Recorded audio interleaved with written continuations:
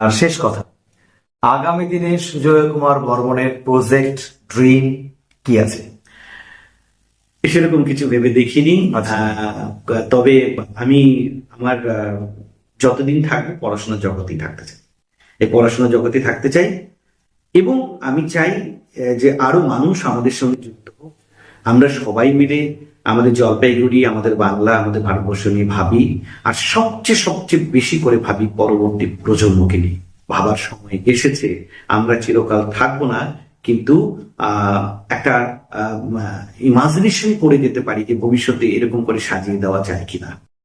এই বিষয়ে আমি সহযোগিতার হাত চাইবো সবার, মানে অভিভাবকদের চাইবো, শিক্ষক শিক্ষিকাদের কাছ থেকে চাইবো যে আমরা যেন ওদেরকে, এই জেনারেশনটাকে যখনই সুযোগ পাবো, যেখানেই সুযোগ পাবো, একটু ইথিক্স, একটু মরালিটি, একটু নৈতিকতা, এই কথাগুলো একটু সহজ।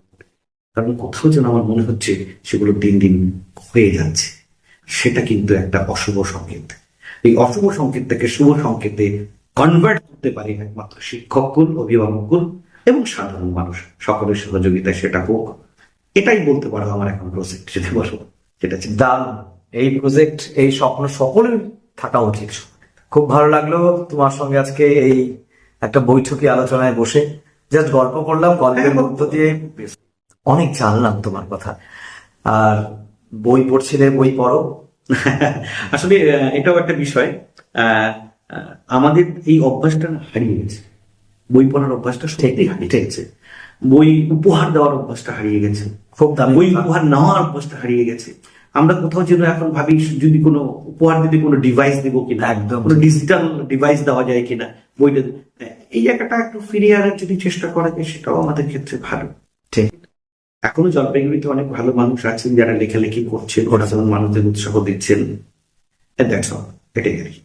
ও আরেকটা ছোট্ট কথা বলি, যেটা হয়তো তুমি পরে আমি এই যেটা বললে না যে একটু প্রশংসা, আমরা কেন জানি না এটা পারি না। আমরা রেডিমেড একটা শব্দ বলি থ্যাংক ইউ।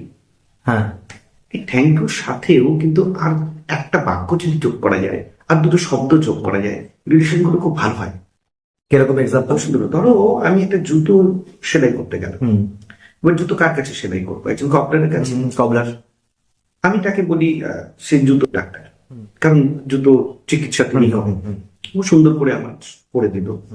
তো এখন ওনাকে যদি আমি বলি থ্যাংক ইউ, আমি জানি না উনি কতটা সেটা অ্যাকসেপ্ট করতে পারেন, কিন্তু ওনার ভাষায় যদি বলি বাহ ভাই খুব সুন্দর হয়েছে, ভালো হলো তো, একদম দেখতে নতুন লাগছে, এটুকু বলতে পারি, তার প্রাপ্য পয়সাটা দিতে পারি। কি হয় জানো তো, ওই লোকটা তার পরবর্তী যে কাজটা করবে, মানে নেক্সট জুতোটা যে সারাই করবে, ওটা আরো বেটার করে করবে, দারুণ দারুণ, আরো ভালো করে। হাততালি দিতেই হবে। দারুণ দারুণ করেছো।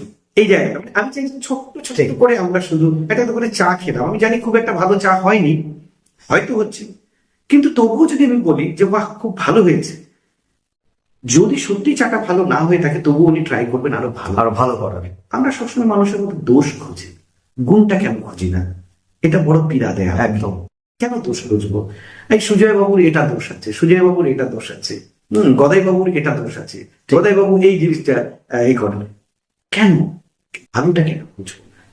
যদি আমি একটা মানুষের মধ্যে 5 মিনিট বা 10 মিনিট কথা বলে তার মধ্যে ভালো কিছু গুণ দেখতে পাই, যদি আমি সেই গুণটা সম্পর্কে তার কাছে অতিরঞ্জিত নয়, খুব সহজ সরল ভাষায় প্রশংসায় সেটা তুলে ধরি আয়নার মতো করে, বিশ্বাস করো সেটা যা মেডিসিন না, মারাত্মক মেডিসিন। তার একটা হচ্ছে যে যার সম্পর্কে বললাম ওই লোকটার মানসিক প্রশান্তি, এনার্জি এবং তার আত্মবিশ্বাস প্রচুর গুণে বেড়ে যাবে। আর দ্বিতীয়ত হচ্ছে এই যে আমি ওনাকে এই হেল্পটা করতে পারলাম দুটো কথার মধ্যে দিয়ে, কোনো আর্থিক সহযোগিতা, একদম একদম কাজের মধ্যেই করেছি, একদম। এটাতে আমার যে মানসিক শান্তি, যে হ্যাঁ আমি কিছু হলেও তো করতে পেরেছি, পজিটিভ কিছু করতে পেরেছি, এই দিকটা আমি সবসময় চেষ্টা করি বাচ্চাদের মধ্যে বা আমার পরিচিতের মধ্যে দিয়ে। কম্পিটিশনে যাওয়া নয়, কম্পিটিশনে গিয়ে কোনোদিন কোনো মানুষ সাকসেস হতে পারেনি, ঠিক আছে?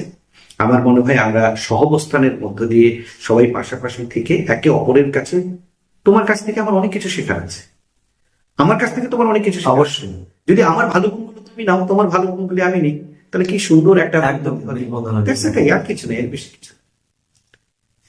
Thank you. মানে সব শেষে দারুণ লাগলো, এটাই বলবো। বহুদিন ইচ্ছা ছিল, প্রায় 1 বছর ধরে ভাবছিলাম কবে তোমার সঙ্গে বসে দুটো গল্প করব অন ক্যামেরা। আজকে ঈশ্বর আমাকে সেই সুযোগ দিল, তোমাকেও পেলাম। আমার তো এটা পরম সৌভাগ্য বলতে পারি, কারণ আমাকে এই জায়গায় তুমি ভেবেছো। আমি সবসময় বলি আমি একজন সামান্য গৃহশিক্ষক, আমি ছাত্র পড়িয়ে আমার সংসার প্রতিপালন করি, আর মাঝে মাঝে যখন সময় পাই সামাজিক বিভিন্ন কাজকর্মে নিজেকে নিয়োজিত করার চেষ্টা করি। কিন্তু যে জায়গা তুমি দিলে আমি অবশ্যই চাইবো ধরে রাখার, আরো ভালো কাজ করার, সবার সাথে থাকার। Thank you.